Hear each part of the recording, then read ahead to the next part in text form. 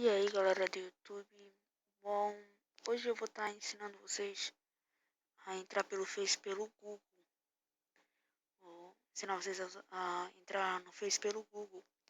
Então, é muito fácil porque quando a pessoa não tem o Facebook no celular, mas tem o Google, então ela entra aqui nesse Google aqui, aí espera carregar, aí você pesquisa assim, ó,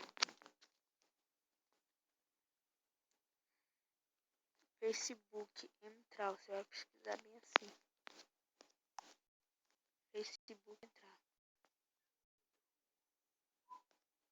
Aqui do jeito que eu já tinha feito, aí você aí.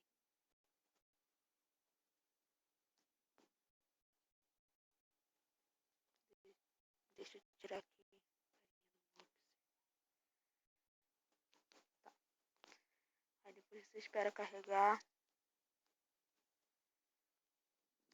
Aí vai aparecer aqui, entrar no Facebook. Aí você aperta no primeiro que aparecer.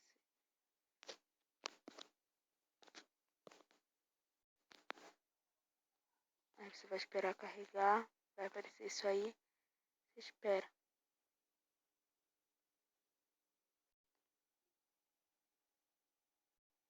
Vai aparecer o seu Facebook. Aí daí você pode mexer no que você quiser. Aí você entra, mas tem que esperar terminar de carregar para você poder mexer sem ficar travando. Aí daí você já pode mexer. Mas pra você entrar, tem que ter senha certa. Se for saber. Então, é isso, gente. Aí você faz aí. Você usa, você fez. É isso, gente. Espero que vocês tenham gostado. Se inscreva no canal, deixe seu like. Tchau.